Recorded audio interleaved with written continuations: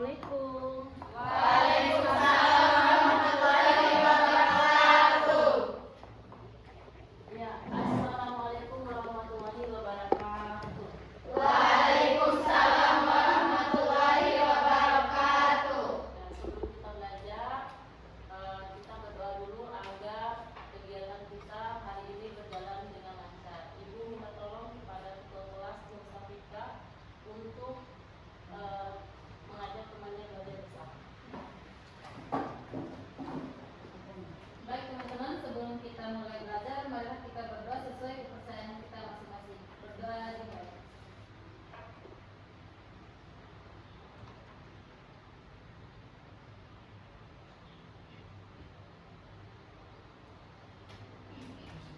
Berdoa selesai.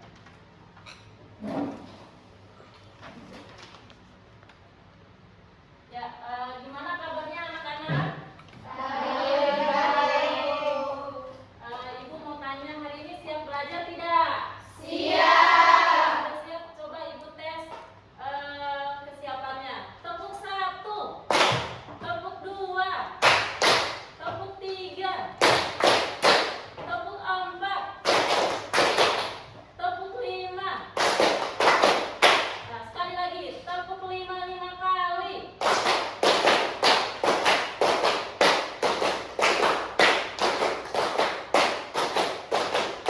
Yeay.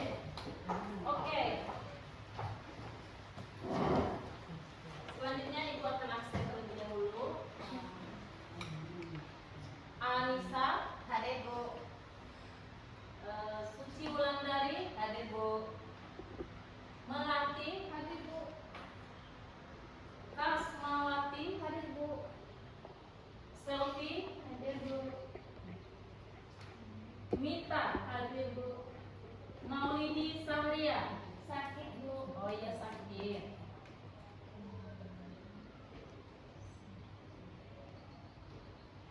Nur Safika, Hadir Bu. Nur Aini, Hadir Bu. Nur Firatun, Hadir Bu. Naya, Hadir Bu. Nabila, Hadir Bu. Irmawati, Hadir Bu. Yustiana, Hadir Bu. Febriati. Sakit. Ya, berarti ada 2 orang yang sakit ya. Iya. Ya, sebelum kita mulai, kita menyanyikan dulu lagu kebangsaan Indonesia Raya. Nah, Ibu minta tolong kepada Melati untuk memandu temannya ya. Bisa aja Ibu. Oh, bisa. Oh, silakan. Bisa. Menggantikan temannya.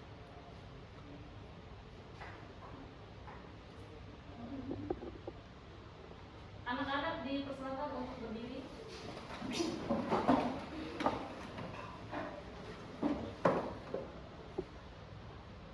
Hiduplah Indonesia.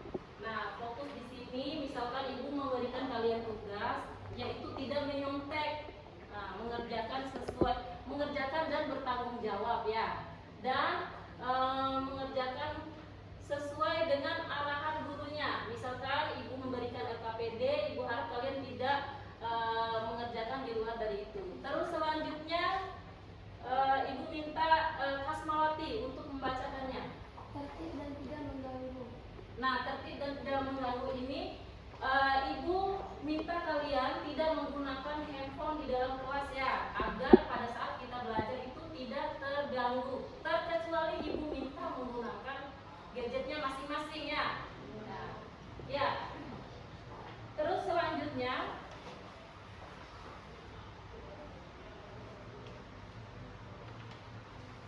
Ibu menampilkan gambar di depan. Nah, Ibu mau tanya kalian, gambar ini ada yang tahu ini gambar apa? Saya, Bu. Silakan Raya. Terdapat banyak alga. Terdapat banyak alga. Satu lagi, siapa yang ingin menjawab? Kasmawati, silakan. Menandakan air yang kotor ini menandakan air yang kotor dan tidak bersih.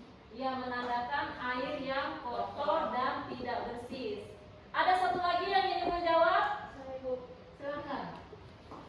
Karena adanya pertumbuhan fitoplankton, yaitu pakan alami mikro yang menjadi sumber nutrisi bagi benih ikan dan udang.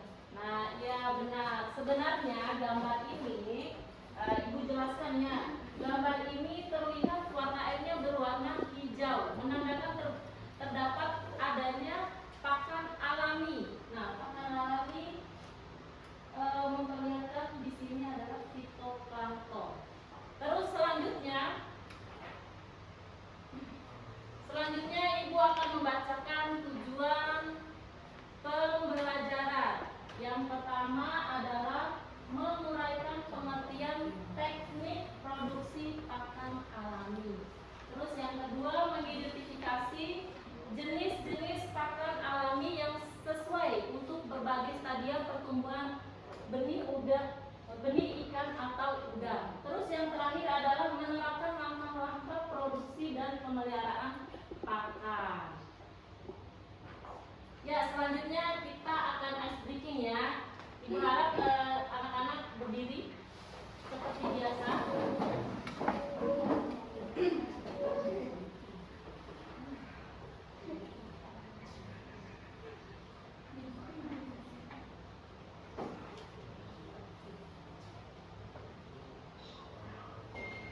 Ya, mulai.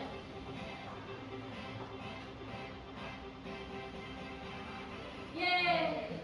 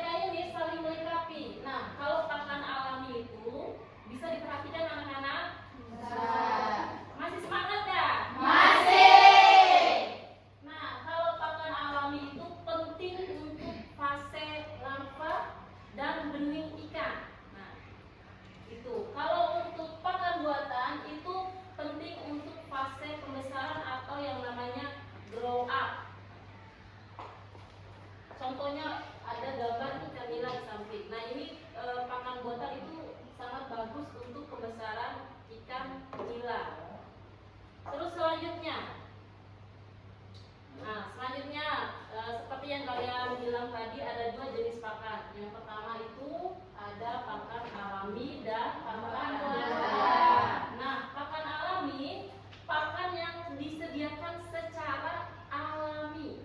Nah, alami dari alam.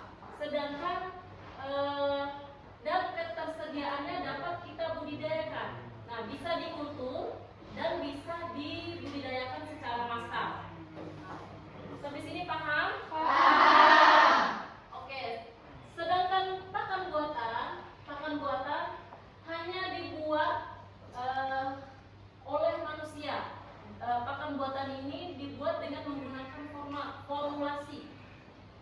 Contohnya kayak telur, terus dedak. Nah, itu menggunakan formulasi yang dibutuhkan untuk setiap kebutuhan pertumbuhan ikan ataupun udang. Selanjutnya, kita masuk ke pengertian produksi pakan alami. Produksi pakan alami adalah kegiatan membudidayakan atau mengembangkan organisme hidup kecil yang dapat dijadikan makanan bagi ikan, udang maupun biota akuatik lainnya dalam kegiatan perikanan. Nah, yang membutuhkan pakan alami ini anak-anak bukan hanya ikan atau benih-benih, tapi ada juga ikan hias. Mereka juga membutuhkan yang namanya pakan alami. Ya, sampai sini sudah paham? Paham. Sudah paham. Selanjutnya kita masuk ke manfaat produksi pakan alami. Yang pertama itu kandungan nutrisinya. Nah, di dalam pakan alami itu ada banyak kandungan nutrisinya, anak-anak. Yang pertama itu terdapat protein yang tinggi, lemak, serta mineral dan vitamin. Ya, itu adalah salah satu manfaatnya. Terus yang kedua, toleransi hidup terhadap lingkungan yang tinggi. Mereka itu memiliki toleransi hidup, jadi tidak saling mengganggu, ya. Terus selanjutnya, laju reproduksi tinggi. Misalkan panjangnya sekitar 0,7, dia dalam waktu 1 hari itu bisa panjang 1,4. Nah, bayangkan dari 0,7 ke 1,4 kali panjangnya dalam 1 hari. Nah, itu adalah manfaat dari produksi pakan alami. Oke, selanjutnya. Nah, ini dapat diproduksi secara massal dengan melakukan budidaya intensif. Nah, mereka ini bisa dilakukan atau bisa dibudidayakan secara massal, bukan hanya di lab saja menggunakan gelas ukur atau gelas tabung. Mereka tuh bisa dibudidayakan dengan atau secara massal. Maksudnya itu menggunakan bak-bak atau kolam yang berukurannya besar, anak-anak. Ya, bukan hanya dengan menggunakan tempat-tempat yang kecil. Terus selanjutnya, ukuran tubuh pakan alami umumnya kecil sehingga sesuai dengan ukuran bukaan mulut larva ikan. Nah, konsumsi dan ikan hias. Nah, karena ukuran pakan alami ini ukurannya kecil, mereka tuh sesuai dengan bukaan mulut larva, ya, tidak besar dan tidak juga sedang. Sampai sini sudah paham? Paham. Oke, Ibu lanjutkan ya. Selanjutnya itu ada mobilitasnya. Nah, mobilitasnya ini gerakannya itu lambat sehingga sehingga benih atau larva yang memakan pakan tersebut itu mudah karena gerakannya lambat. Ya. Terus yang selanjutnya ada autolisis. Autolisis di sini artinya adalah pakan alami ini mengandung enzim-enzim pencernaan yang memudahkan larva dalam mencerna makanannya. Nah, autolisis ini adalah enzim-enzim pencerna ya, anak-anak ya. Jadi memudahkan larva itu mencerna makanannya. Terus yang terakhir, tingkat pencemarannya terhadap kualitas air dalam wadah budidaya itu rendah. Nah, pencemaran lingkungannya itu rendah, anak-anak. Terus sampai sini ada yang ingin ditanyakan? Silakan. Mengapa pakan alami lebih banyak digunakan pada tahap larva dan benih dibandingkan pakan buatan? Coba diulangi pertanyaannya, anak. Mengapa pakan alami lebih banyak digunakan pada tahap larva dan benih ikan dibandingkan pakan buatan? Nah, kenapa sih pakan alami itu lebih banyak digunakan dibandingkan dengan pakan buatannya? Nah, sama seperti penjelasan ibu ini. Yang pertama, ukuran tubuhnya kecil. Terus yang selanjutnya itu mobilitasnya itu gerakannya lambat, sehingga memudahkan pakan alam benih atau larva ikan itu gampang memakan pakan tersebut. Mereka tuh ada sifat mobilitasnya. Terus tingkat pencemarannya terhadap kualitas air itu rendah. Masih semangat belajarnya? Masih. Coba ibu cek tepuk 5 2 kali.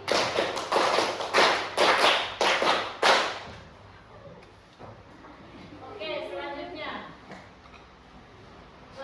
kita masuk ke jenis-jenis pakan. Nah, yang ibu tampilkan ini ada 3 jenis. Yang pertama ada fitoplankton. Terus yang kedua zooplankton. Yang ketiga ada bentos. Nah, fitoplankton sendiri adalah organisme air yang melayang-layang. Kalian kalau ingat gambar yang ibu tampilkan tadi, ketika warna airnya itu berwarna hijau, itu menandakan ada fitoplankton. Nah, kalau kalian melihat warna air yang berwarna hijau itu ada terdapat fitoplankton, tapi dengan berbagai jenis, berbagai pigmen warna.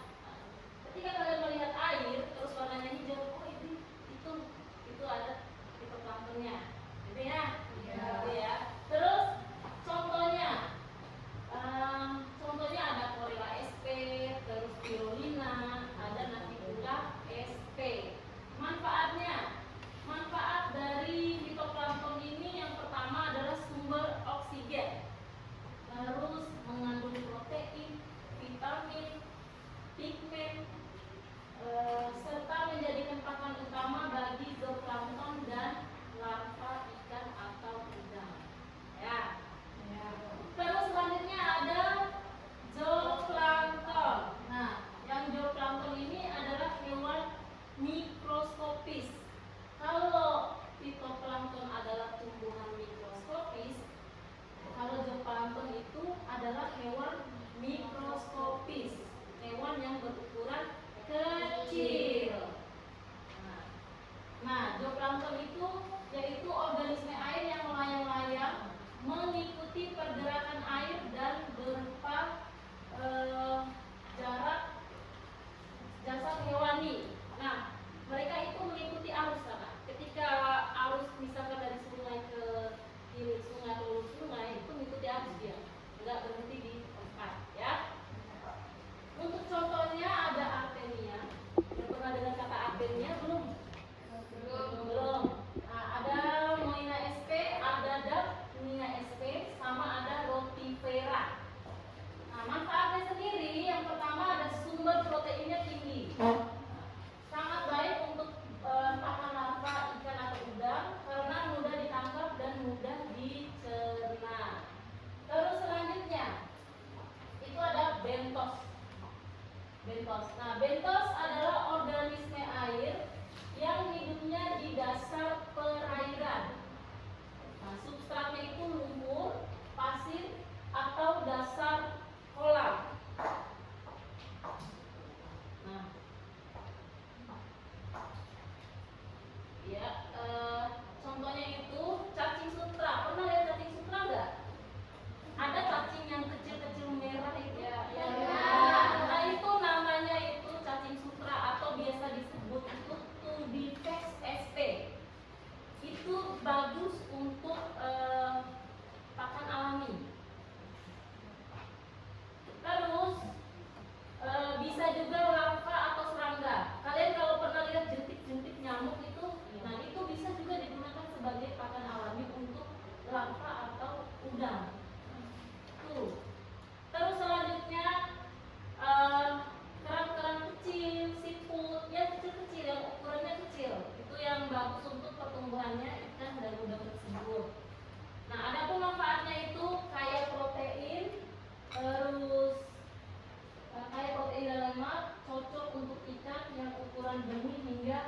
dewasa.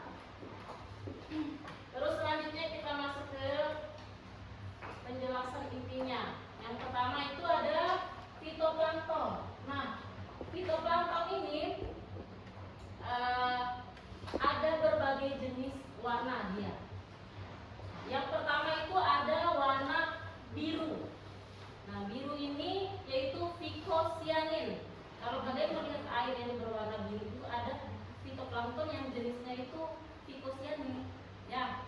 Terus selanjutnya ada yang warnanya hijau, kayak tadi contoh yang Ibu paparkan ya. Terus selanjutnya ada warnanya pirang. Pirang. Terus selanjutnya ada warnanya merah atau phycoerythrin. Terus warnanya kuning dan selanjutnya warnanya keemasan. Nah, untuk plankton ini banyak warnanya, anak-anak. Ada warnanya hijau, merah, kuning, pirang.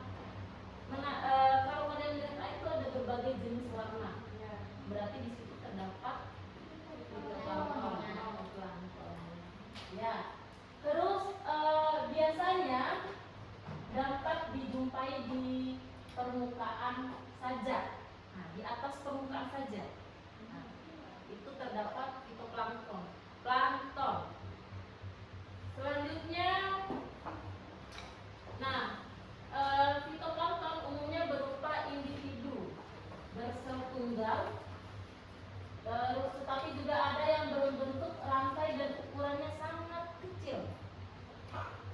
Yang kedua, dapat tumbuh dengan sangat lebat dan padat sehingga dapat menyebabkan perubahan warna pada air laut. Kalau dia tumbuhnya padat dan lebat, warna air laut itu dapat berubah. Misalkan dari warna yang warnanya biru ke warnanya hijau atau warnanya hijau ke warnanya kuning. Nah, itu terdapat fitoplankton. Terus selanjutnya mempunyai fungsi penting di perairan tawar, payau, dan laut karena bersifat autotrofik. Terus dapat menghasilkan sendiri bahan organik untuk makanannya. Dan yang terakhir mampu melakukan proses fotosintesis untuk menghasilkan bahan organik karena mengandung klorofil. Mereka itu melakukan fotosintesis sendiri. Ya. Terus ini sampai sini udah paham? Paham. Ada yang ingin ditanyakan? Saya Bu, Silakan. Silakan. jelaskan perbedaan utama antara fitoplankton, zooplankton, dan bentos dalam ekosistem perairan serta berikan masing-masing contohnya. Oke, ada yang bisa menjawab? Silakan kita.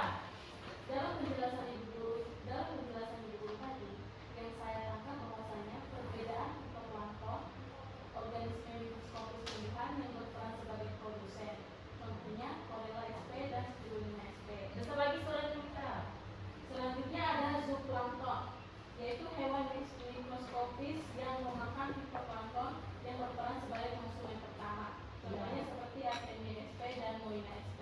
Dan yang terakhir ada bentos, yaitu organisme hidup di dasar perairan yang berperan sebagai pakan untuk benih hingga ikan dewasa. Contohnya seperti Tubivex sp dan Larvasar. Sudah paham?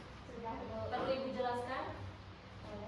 Nah, kalau fitoplankton itu tumbuhan mikroskopis. Dia itu sebagai produsen utamanya. Terus kalau zooplankton itu hewan mikroskopis. Mereka itu pemakan fitoplankton. Nah, zooplankton itu memakan fitoplankton untuk pertumbuhannya, ya. Terus kalau bentos itu organisme dasar perairan. Nah, itu yang membedakannya kita punya. Ya. Ada lagi yang ingin bertanya? Silakan. Mengapa Chlorella sp sangat baik digunakan sebagai pakan bagi muana sp?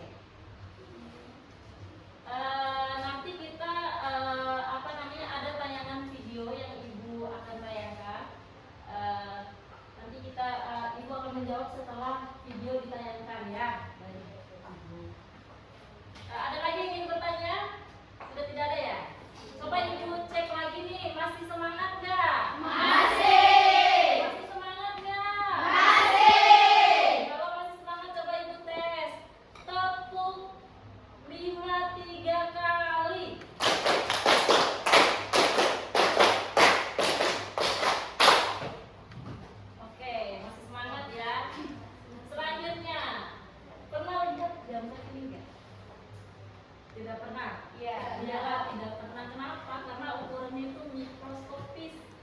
Nah, hanya bisa dilihat oleh mikroskop. Ya. Ini adalah contoh-contoh fitoplankton. Ya, yang pertama itu ada Chlorella sp. Bentukannya ini bentuknya bulat, berwarna hijau. Terus ukurannya sangat kecil. Kan nggak bisa dilihat oleh mata telanjang. Terus kaya klorofil, protein, dan vitamin. Yang terakhir, tumbuhnya cepat bila nutriennya cukup. Kalau nutrisinya cukup, mereka tumbuhnya cepat. Semakin padat warna dalam perairan itu, maka pertumbuhan Chlorella sp ini semakin cepat. Nah, terlihat pada warnanya. Pernah kan lihat yang air yang berwarna hijau tapi sangat padat pekat. Terdapat fitoplankton yang berjenis Chlorella sp. Terus selanjutnya ada Navicula sp. Nah, Navicula ini bentuknya itu simetris seperti perahu. Lihat kan seperti perahu kan? Iya. Seperti perahu. Terus dinding selnya tersusun dari silika, keras dia, keras di luar, lembeknya di dalam. Terus selanjutnya mengandung lemak esensial EPA dan DHA. Yang terakhir, hidupnya di perairan laut maupun tawar. Dia hidupnya di laut dan di air tawar, tidak di air payau. Terus yang ketiga ada Tetraselmis sp. Nah, bentuknya oval atau bulat lonjong, bulat tapi lonjong. Terus memiliki 4 flagella atau alat gerak. Lalu mengandung asam amino yang lengkap serta bergerak aktif di air. Gerakannya aktif dan cepat. Ya. Selanjutnya kita masuk ke zooplankton. Pernah lihat gambar ini? Tidak. Mereka ini adalah tumbuhan. Yang pertama ada jenis zooplankton jenis Rotifera, yaitu yang biasa disebut Brachynomus. Ya, Brachynomus. Ciri-cirinya yang pertama warnanya putih, tubuhnya berbentuk seperti piala. Seperti piala kan? Ya. Kalau diluruskan, bentuknya seperti piala. Terus mempunyai panjang 60 sampai 80 mikrometer. Selanjutnya terlihat koronanya dan terdapat bulu getah yang bergerak aktif. Dia tuh geraknya kayak gini, aktif di balik bawahnya, ya. Oke, selanjutnya perkembangbiakannya dilakukan dengan 2 cara, yaitu secara pantegenis dan seksual. Ya. Terus selanjutnya contoh dari zooplankton yaitu Cladocera. Ciri-cirinya Cladocera ini yang pertama berwarna merah karena mengandung hemoglobin. Nah, warnanya merah ya, Nek. Ini terlihat warna karena dilihat menggunakan mikroskop. Terus gerakannya aktif. Bentuk tubuh membulat untuk moina dan lonjong untuk dapnia. Lalu perkembangbiakannya secara seksual dan pantegenesis. Sama aja seperti Rotifera. Selanjutnya ada Infosaria, yaitu Paramecium sp. Ciri-cirinya bersepunggal, warnanya putih. Selanjutnya yang terakhir itu Bentos. Coba lihat ini. Pernah nggak? Ini kalau dilihat secara dekat itu adalah maggot. Oh, maggot nggak? Tahu. Ulat-ulat kecil itu. Iya. Itu maggot. Nah, kalau yang di sampingnya ini larva Chironomus sp. asin darah atau bloodborne merupakan larva dari serangga yang termasuk ke dalam famili nyamuk Chironomus, mengalami metamorfosis sempurna, memiliki 4 stadium hidup yaitu telur, larva, kepompong, dan dewasa. Terus selanjutnya ada maggot. Maggot sendiri merupakan larva dari serangga Hermatia illusia. Nah, maggot ini adalah ulat dan serangga black soldier. Maggot ini ulat kecil yang warnanya putih itu loh. Pernah lihat kan? Iya. Merupakan sumber bahan baku protein dan non tepung ikan yang diharapkan mampu berperan dalam mensuplai protein sesuai dengan kebutuhan ikan. Nah, protein dalam maggot ini sangat bagus, makanya sering digunakan sebagai pakan alami dalam fase larva ataupun grow up ya. Terus selanjutnya adalah teknik produksi pakan alami. Yang pertama, teknik produksi pakan alami itu yang pertama itu ada persiapan wadah. Nah, persiapan wadah di sini bisa menggunakan bak besar atau kolam seperti yang Ibu jelaskan tadi ya. Terus selanjutnya adalah penambahan pupuk. Bisa menambahkan pupuk NPK. Pupuk ini sebagai makanannya pakan alami tersebut. Terus selanjutnya itu ada penebaran bibit. Penebaran bibit itu kita bisa memasukkan bibit ke plankton, fitoplankton atau bentos. Ya. Terus selanjutnya ada pemeliharaan. Pemeliharaan ini dengan mengecek kualitas air, terus memberikan aerasi, terus menambahkan nutrien pada pakan alami tersebut. Seperti contoh itu agar populasinya semakin banyak ya. Terus pada saat pemanenan itu bisa dilakukan secara langsung, diberikan kepada larva ikannya, bisa juga disimpan tapi menggunakan aerasi ya. Terus selanjutnya sama seperti tadi memberikan ke ikan atau udang. Sampai sini ada yang ingin ditanyakan? Tidak ada ya? Tidak ada. Nah, sekarang kita akan menonton video dari pakan alami ini.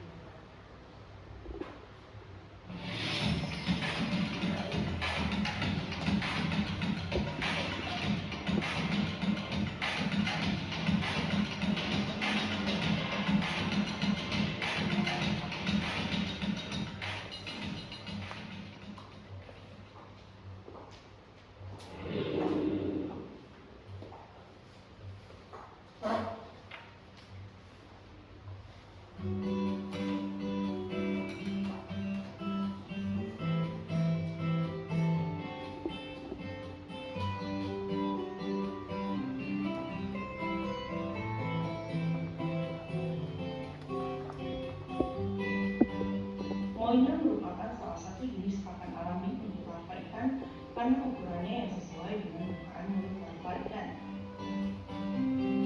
Bagaimana teknik budidaya Moina dengan media chlorella?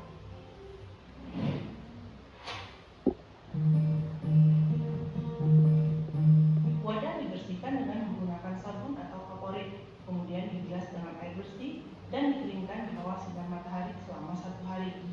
Wadah yang digunakan yang dilengkapi dengan instalasi aerasi yang dihubungkan dengan mesin blower dan saluran pengeluaran atau outlet. Persiapan air media diawali dengan pengisian air dalam tempat budidaya berupa terpal berdiameter 2 meter setinggi 40 cm atau volume media 1,25 meter kubik dengan air. Lakukan sterilisasi air media dengan pemberian kaporit sebanyak 30-60 ppm dengan penambahan aerasi. Diamkan selama 2-3 hari hingga air media siap digunakan yang diindikasikan dengan hilangnya bau kaporit pada air.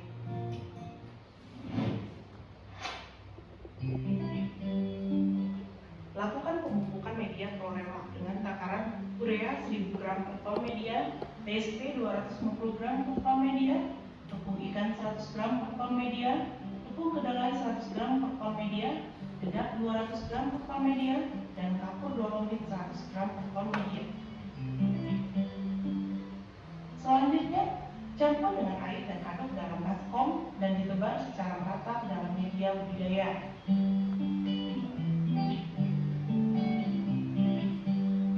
Kemudian, masukkan bibit chlorella ke dalam media sebanyak 2 atau 3 kantong pada awal budidaya. Nyalakan aerasi selama budidaya chlorella supaya pupuk tetap teraduk.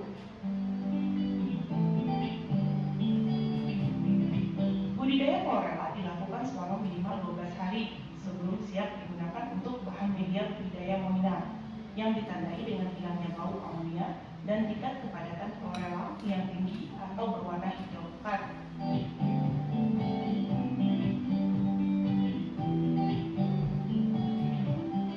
Chlorella yang sudah dibudidayakan selama minimal 8 hari dapat dijadikan sebagai bibit untuk budidaya chlorella selanjutnya dengan jumlah sebanyak 20% dari total media budidaya dengan tahapan budidaya chlorella sebelumnya.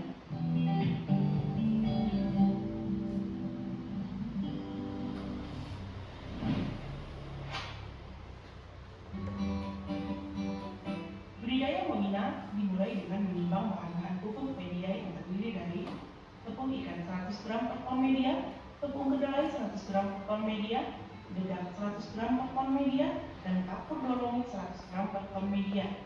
Pupuk yang sudah ditimbang kemudian campur dengan air dan diaduk dalam baskom, ditebar secara merata ke dalam media budidaya.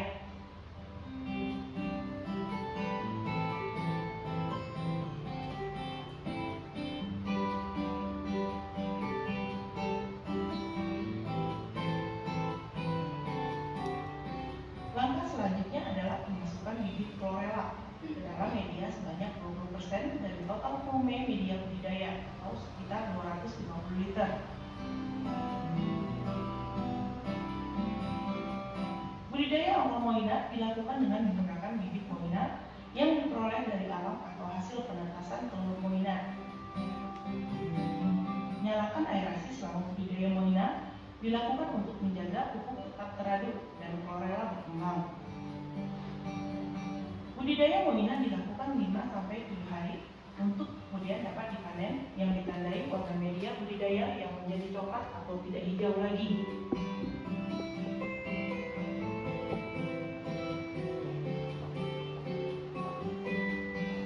Pemanenan dilakukan dengan menggunakan kantong saringan yang terbuat dari plankton net atau dengan menggunakan saringan.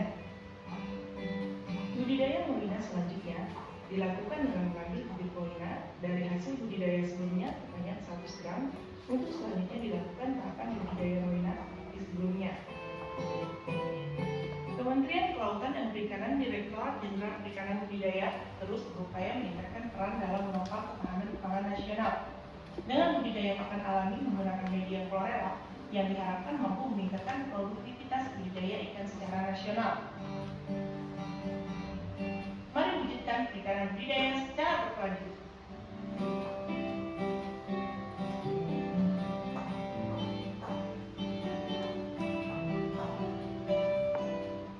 Ya, berikut tadi video tayangan tentang budidaya Monia SP menggunakan chlorella SP. Oke, dalam video tersebut moina tersebut merupakan zooplankton ya, sama seperti yang dijelaskan tadi. Terus zooplankton untuk pakan alami. Terus selanjutnya ibu akan membentuk 3 kelompok. Ibu bagikan kelompoknya ya. Ibu bentuk 3 kelompok. Kelompok pertama itu ada Anissa, Suci Wulandari, Melati, Kasmawati, dan Selvi. Kelompok kedua itu ada Mita, Nur Safika, Yusliana, Nur Aini. Kelompok ketiga ada Nur Firatu, Naya, Nabila, dan Firmawati. Silakan duduk sesuai kelompoknya masing-masing.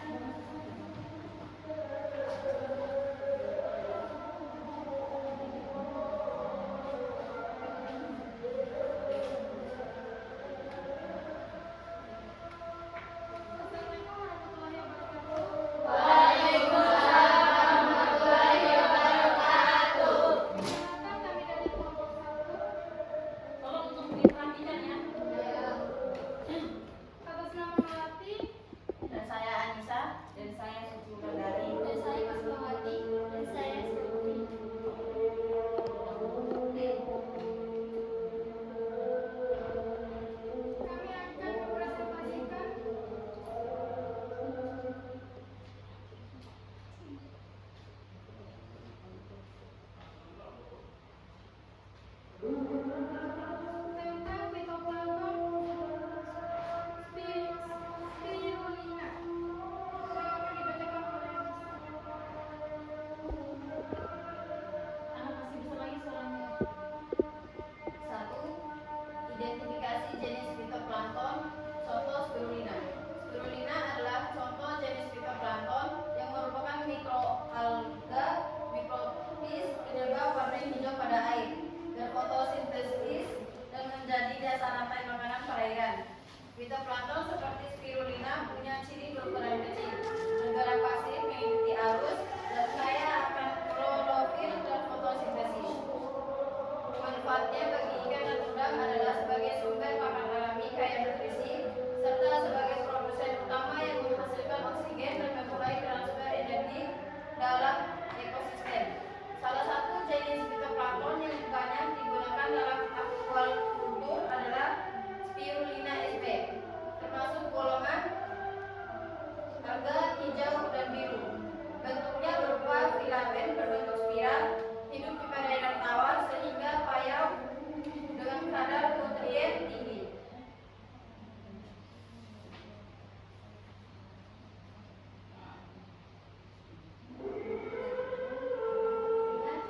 Ciri-ciri dan penggunaan Masih bisa lagi suaranya.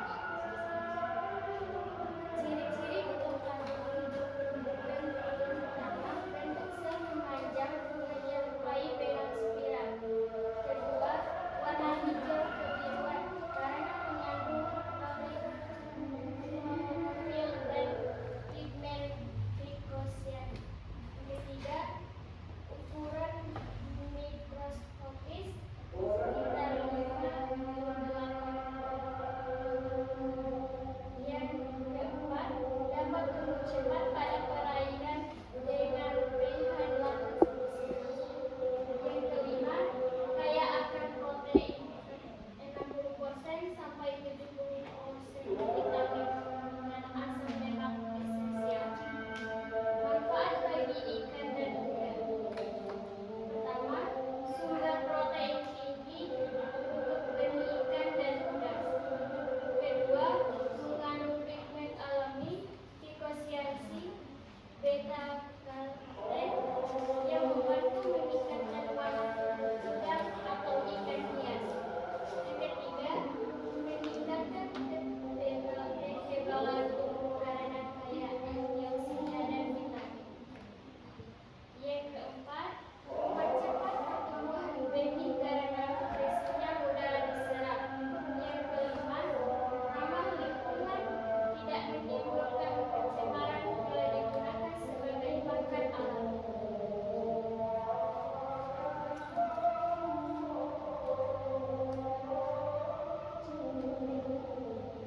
Yang ketiga yaitu contoh gambar. Teman-teman bisa melihat gambar dari fitoplankton spirulina di HP kita. Jadi ini adalah contoh fitoplankton spirulina. Apakah teman-teman melihatnya? Bisa Ya.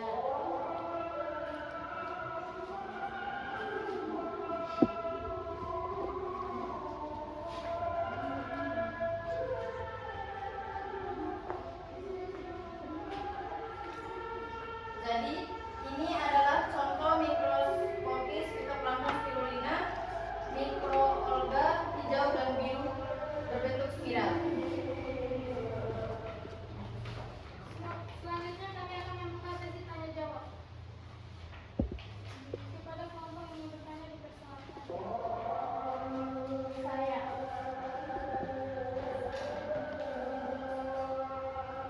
Perkenalkan, nama saya Imawati, perwakilan dari kelompok 3 izin bertanya kepada kelompok 1. Apa cerita spirulina sp yang membedakannya dengan fitoplankton lain? Berikan kami waktu sebentar untuk berdiskusi.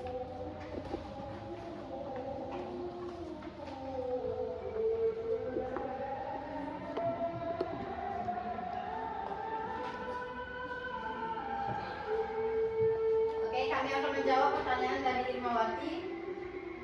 Jawabannya adalah berbentuk filamen spiral berwarna hijau kebiruan karena mengandung mikroskopis 5 sampai 8 pm. Apakah bisa dimengerti? Bisa.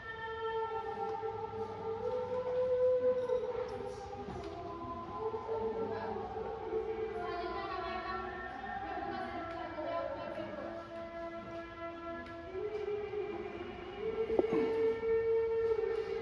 Assalamualaikum warahmatullahi wabarakatuh. Waalaikumsalam warahmatullahi wabarakatuh. Perkenalkan, nama saya Muslimah, perwakilan dari kelompok 2. Izin bertanya. Mengapa spirulina sp banyak dimanfaatkan sebagai pakan alami bagi ikan dan udang?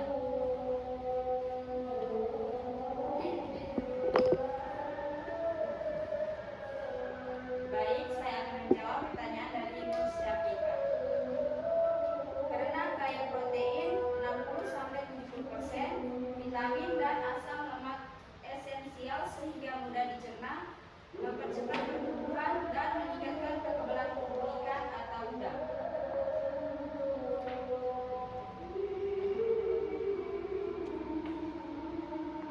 Kami akan melanjutkan presentasi kami. Wassalamualaikum warahmatullahi wabarakatuh. Ya, tepuk tangan. Silakan untuk kelompok 2 maju ke depan.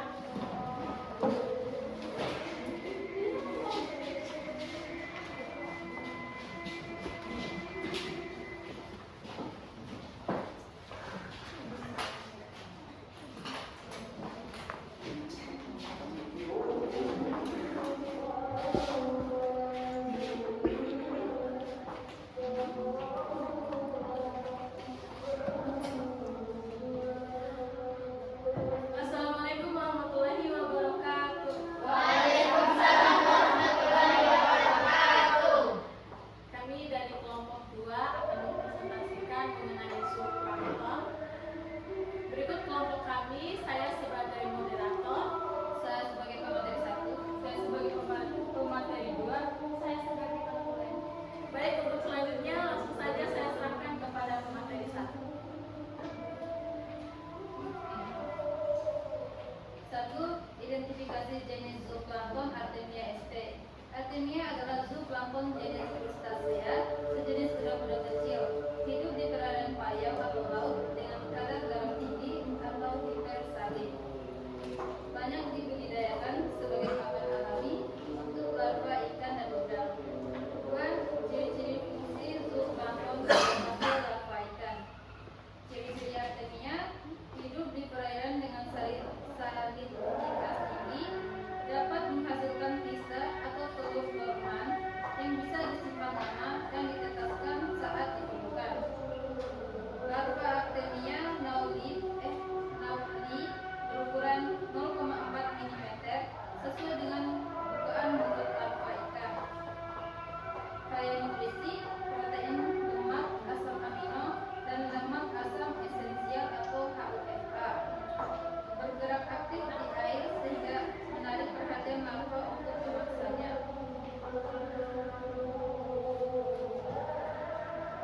Fungsi bagi larva ikan. 1. Sumber pakan utama sesuai ukuran mulut larva ikan. 2. Meningkatkan pertumbuhan. Kandungan protein dan lemak mendukung perkembangan cepat. 3. Meningkatkan kelangsungan hidup atau survival rate karena gizinya lengkap dan mudah dicerna. 4. Meningkatkan respons makan karena gerakannya aktif di air. Manfaat Artemia. 1. Sebagai pakan alami untuk larva ikan dan udang. 2. Meningkatkan pertumbuhan karena gizinya tinggi dan mudah dicerna. 3. Meningkatkan kelangsungan hidup larva. 4. Mudah dibudidayakan karena bisa ditetaskan dari kista kapan saja.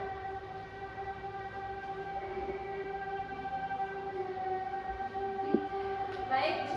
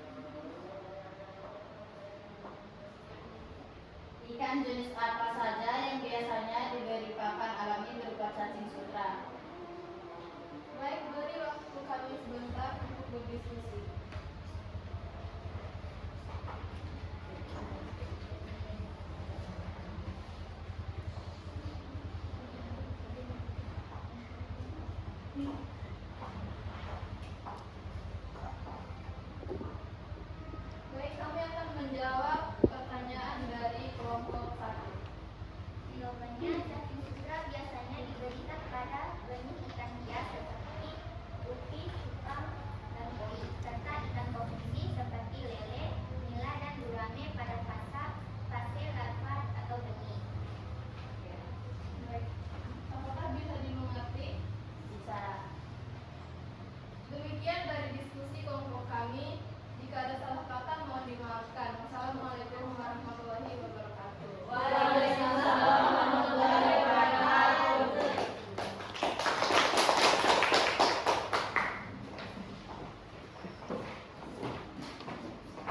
Ya, berarti sedikit tidaknya kalian sudah mengetahui jenis-jenis pakan dari fitoplankton, zooplankton, dan bentos ya. Terutama dari presentasi teman-teman kalian sudah memperlihatkan gambarnya masing-masing. Oke, yang terakhir adalah kesimpulan. Nah, kesimpulan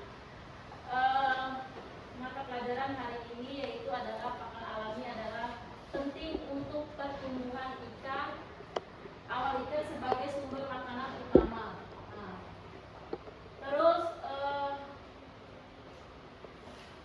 fitoplankton contohnya itu ada Chlorella sp, spirulina, terus nanochlorophyll, serta sumber pakan langsung dan tidak langsung sekaligus penghasil oksigen. Nah, fitoplankton ini adalah penghasil oksigen untuk biota yang ada di dalam air. Terus selanjutnya itu ada zooplankton. Contohnya ada Lutifoera, terus Daphnia, Artemia, ya. Mereka pakan utama larva karena bergerak aktif dan mudah dicerna. Yang terakhir adalah bentos. Seperti yang dijelaskan oleh temannya itu, bentos itu contohnya ada cacing sutra, cacing dara, ada maggot tadi, terus mereka memiliki protein yang tinggi untuk benih hingga ikan yang besar. Nah, itu kesimpulannya ya. Terus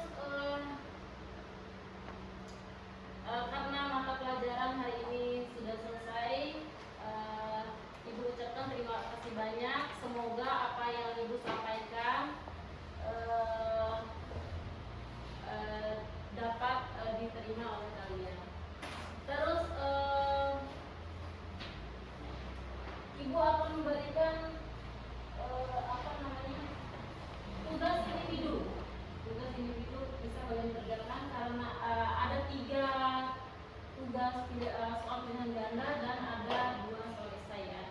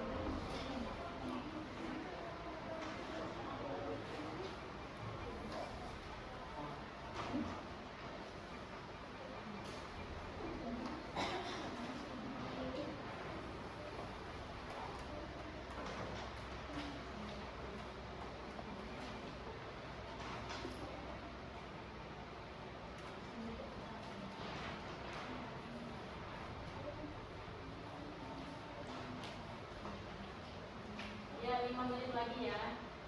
Ya Ibu.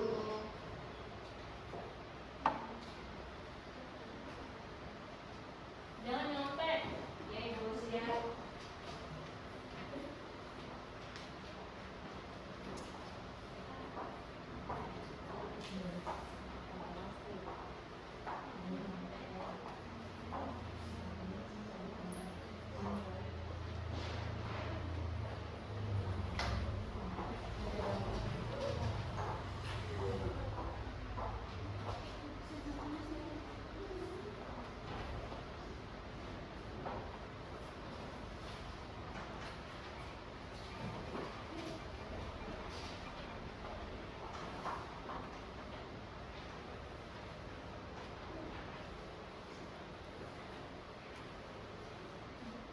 Ada yang belum paham sama soalnya? Tidak.